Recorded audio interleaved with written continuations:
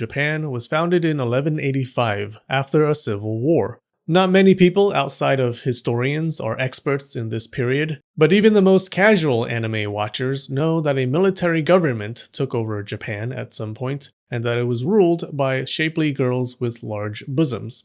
The man who came out the winner in the war was Minamoto no Yoritomo, and when you win a war, it's only polite to create your own government. He made a government of badass warriors based in Kamakura, kicking off the Kamakura period.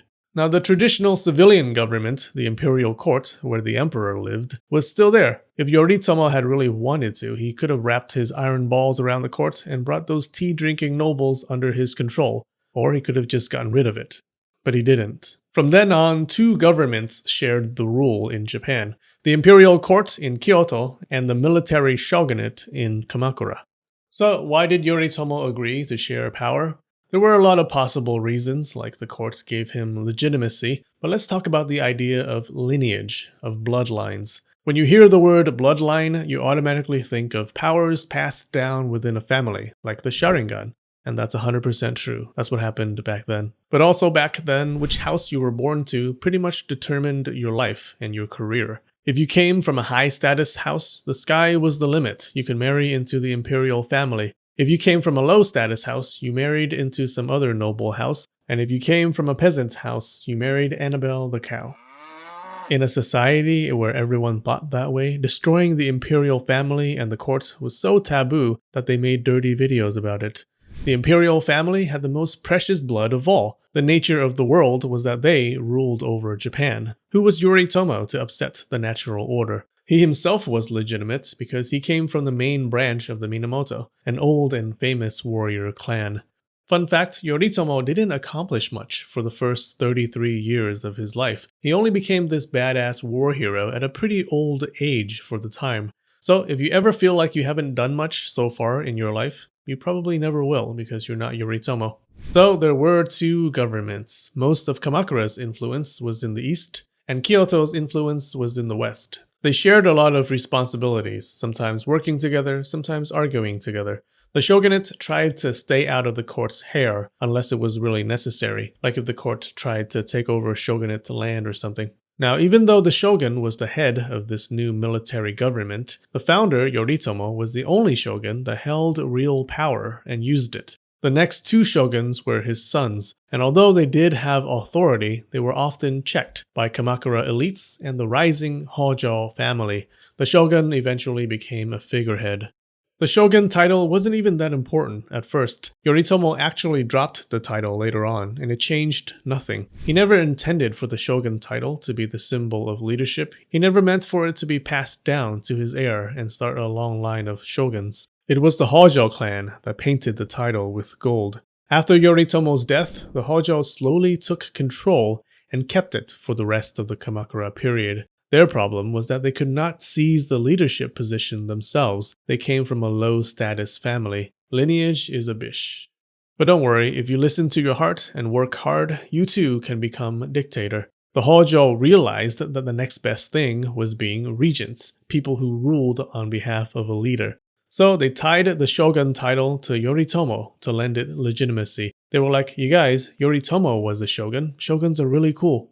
And so shogun became the title of the Lord of Kamakura, and for the rest of the Kamakura period, the Hojo clan ruled as regents to mostly puppet shoguns. They settled on the strategy of finding a really young boy of premium blood from the court nobility, or even the imperial family, and making him shogun. Then, when he grew old enough to learn ambition, they kicked him out of office and found another boy. A puppet is useless when he becomes a real boy. The youngest shoguns were 3 years old, and shoguns were kicked out in their late 20s or early 30s. Kamakura and its warriors were bound by a vassalage system. You had a vassal and his lord. The vassal gives his loyalty to the lord, and the lord gives back protection and rewards, such as land. Warrior society was built on this system. It was a multi-level marketing network of samurai leaders and vassals, with the shogun at the top. This is important. The lord-vassal relationship was a social contract that both sides had to honor. Everyone understood that if one side broke the contract, the relationship could end. So, if a vassal was disloyal, the lord could kill him or whatever. But if the lord violated the contract, like he didn't provide enough rewards, only sent him a card for Christmas, then the vassal was justified in leaving him or even slitting his throat. The idea you see in movies about samurai being loyal no matter what, like they would shove their mothers aside, cut off their own arm, and throw it in front of their lord just to stop the lord from stepping in a puddle, that's a myth. I can safely say that never happened. It was supposed to be a relationship that benefited both sides. If a vassal thought he could get better rewards elsewhere, he'd leave and maybe bring with him the head of the old lord as a gift to the new one. Direct vassals of the shogun were very high status, and at the time, shogunate warriors were often seen as the true warriors, different from those wannabe non-shogunate warriors that were still around in the West. The Kamakura shogunate was structured this way. They had the shogun, the big boss man himself, first of his name, protector of the realm, at the top. He stood on top of 3 boards. The mandokoro, or the board of administration, was the most important. It was a council of people who governed and passed down policies, the usual government things. The samurai dokoro was the board of samurai. They handled military and policing issues and investigated criminal cases.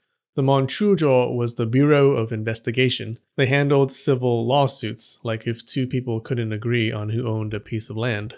At some point, the Hojo clan sneaked in the Hyojoshu, or the Board of Counselors. It basically did the same things as the Mandokoro, but it stood above the other 3. The Hojo pretty much said, this is now the heart of the government, and by the way, we control it. Now, this chart makes it look like there was clear separation of powers between the different parts of the government, but no, they weren't that strict about it. For example, the Hyojoshu often heard cases brought to the Monchujo, and the regent could interfere with the other boards if he wanted to. Kamakura ruled its lands using 2 types of officials, the shugo and the jito. The shugo were military governors. Each shugo took care of a province. They crushed rebellions, kept the peace, and investigated criminal cases. A shugo was like the leader of the military and the police in a province. Where things got confusing was that the imperial court had its own governor for each province. The governor and the shugo had a lot of the same duties, so a strong sense of camaraderie and cooperation didn't exist at all. They fought a lot. And then we had the jito, which everyone who played Ghost of Tsushima googled when they heard it in-game. The jito were land managers. Each jito was given a piece of land. They came in different sizes, but they were smaller than a province. Jito collected taxes, managed the land, and served as local police. This office was how the shogunate kept up its end of the contract with its vassals. The shogunate rewarded its vassals with jito positions, giving them land to manage and collect income from. Land to a samurai were like subscribers to a Twitch streamer. The more you had, the more money you could squeeze out of them. The jito didn't actually own the land. The property already had owners. So they had this weird situation where the jito managed land owned by someone else, but they were not under the landowner's control. A jito could break local laws and the landowner could do nothing about it, except to open a lawsuit with the shogunate every time the jito does something uncool, and hope that they win. And it was never clear who had authority over what between the jito and the landowner.